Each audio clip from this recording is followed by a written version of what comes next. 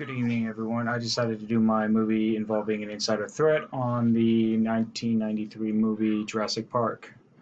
This involves, obviously, Jurassic monsters and dinosaurs coming to life and being reintroduced to a system in which they don't know or understand, and which we think we're top of the food chain, and after our safeguards are cut, we realize we are not.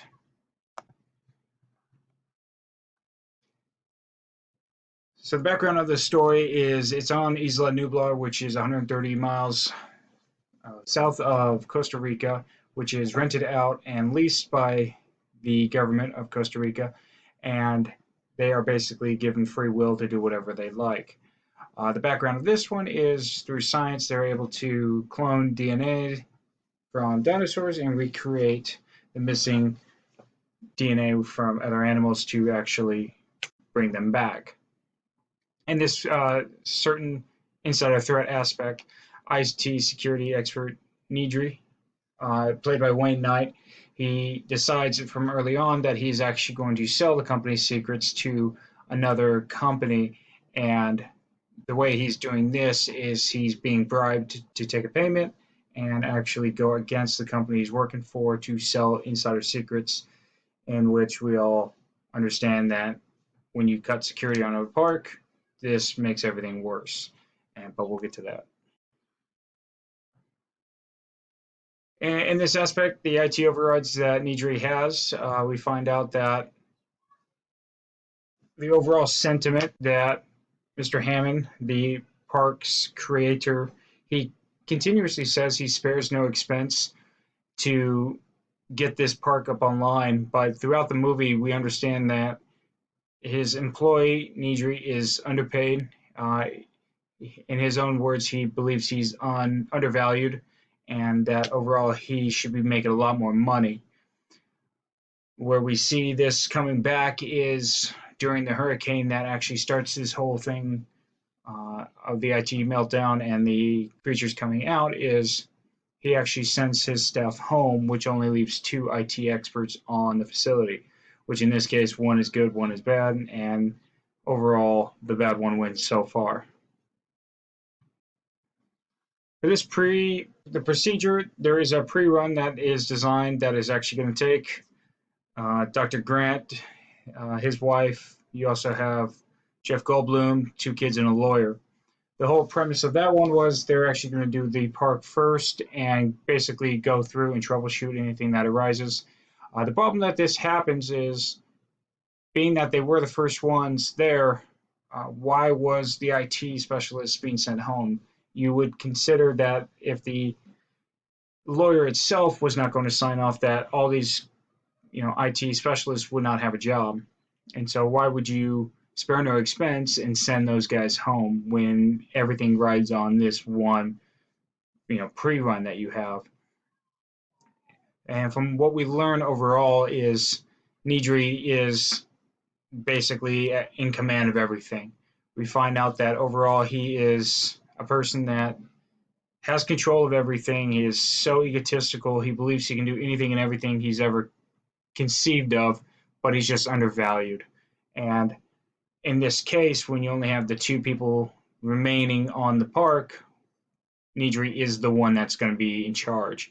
So he was able to shut down everything, security fences, electrical fences, and basically everything on the park except for one area in which he knew that no matter what, you couldn't shut down the raptor paddock.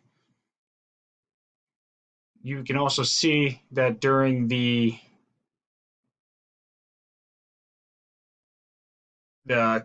car release scene, that when it's raining and the vehicles are basically stopped, the overall paddock is opened and he runs through it.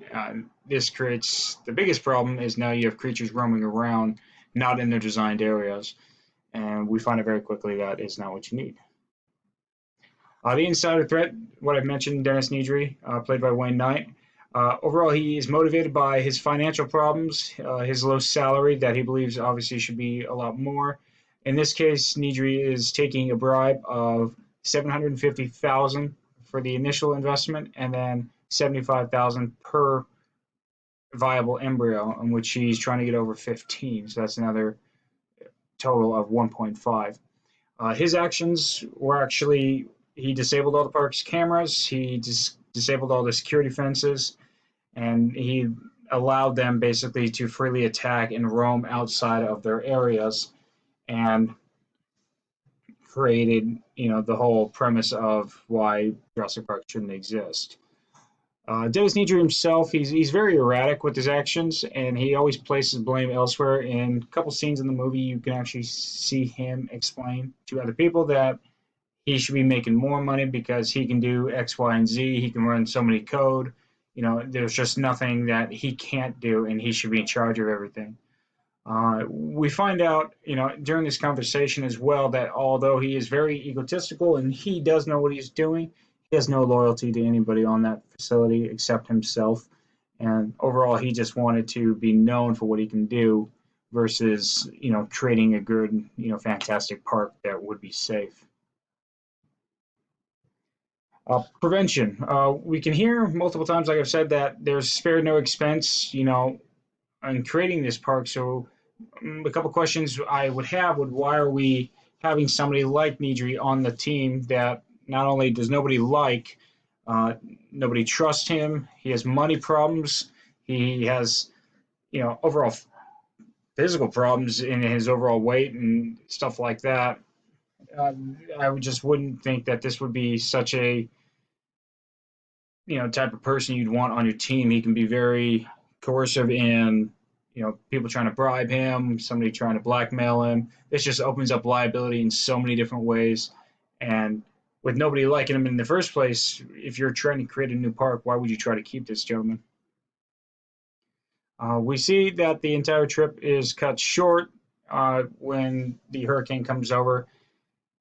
My whole thing is, why are you sending people away that are capable of actually running the park? There should be at least a team always on staff that could actually stay and monitor the problems if they occur. And in this case, we only had two. One being, Nedry, who nobody likes anyway, so why should this happen? They should have actually had people on the park and actually in charge of whatever would happen. I chose the traditional no dark corners diagram here. The biggest thing I had a problem with was the overall safety and security of the facility. You can see on multiple different areas that, during the random audits and in any kind of monitoring, this would be seen as probably Nedry's job. And so I see that, being that there's no oversight over the facility, minus Hammond and Nedry, this is just something that shouldn't have worked out. There should have been a team monitoring every single IT specialist instead of one person monitoring everybody else. Especially if he's in charge of this entire department, why is he the one that nobody trusts? And so you're just creating a big plot hole or loophole that, could be seen a mile away. I would also say that any kind of Costa Rican government should have had some kind of oversight. I mean, they're leasing the land, yes, and they're making money, but you would also want to know what's going on there. Why are you doing this? And, if they are doing that, why are they doing that? And we get the famous scene, just because you can doesn't mean you should. That's kind of the same way. It's just because you can't afford to do everything that way, you shouldn't be cutting corners and doing it a different way. And my works cited.